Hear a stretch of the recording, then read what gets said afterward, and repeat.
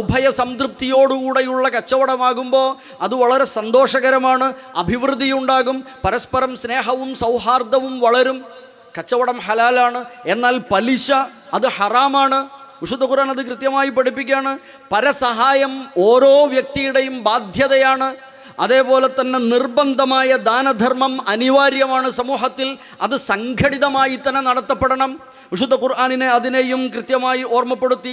ധനികർ മാത്രം ആധിപത്യം ഉറപ്പിക്കുന്ന പുതിയ നവീനമായ സാമ്പത്തിക ആസൂത്രണങ്ങളിലെ അനീതിയെ വിശുദ്ധ ഖുർആൻ വിളിച്ചു വിശദീകരിക്കുന്നുണ്ട്. വിശ്വാസി സമൂഹത്തിൻ്റെ ഗുണഗണങ്ങളെ വിശദീകരിക്കുന്നിടത്തൊരു അധ്യായത്തിൽ നമുക്ക് കാണാൻ കഴിയും.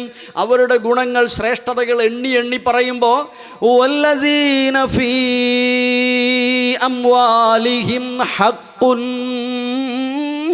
മഅലൂം, അവരുടെ ധനത്തിൽ, അവരോരോരുത്തരും സമ്പാദിച്ച ധനത്തിൽ അവരുടെ മറ്റുള്ളവർക്കുള്ള ബാധ്യത, അവകാശം, ഹക്ക് ഉണ്ട് എന്നാണ് പറഞ്ഞിട്ടുള്ളത്. ഹക്കുൻ ലിസ്സാഇലി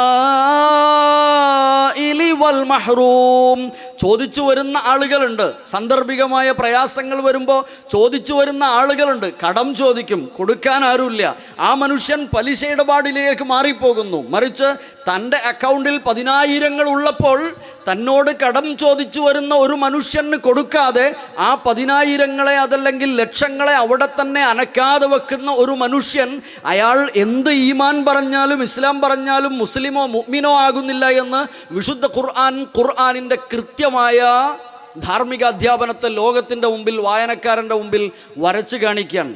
ഹക്കുൻ മഅലൂം, നിശ്ചിതമായ കൃത്യമായും ഒരു മാർഗം അവിടെയുണ്ട്, ബാധ്യതയാണ് അവരെ സംബന്ധിച്ചിടത്തോളം.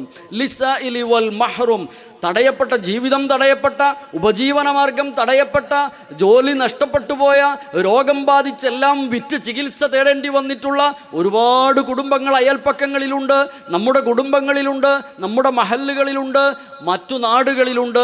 ഇതറിയാനുള്ള മാർഗങ്ങൾ ഇന്നുണ്ട്.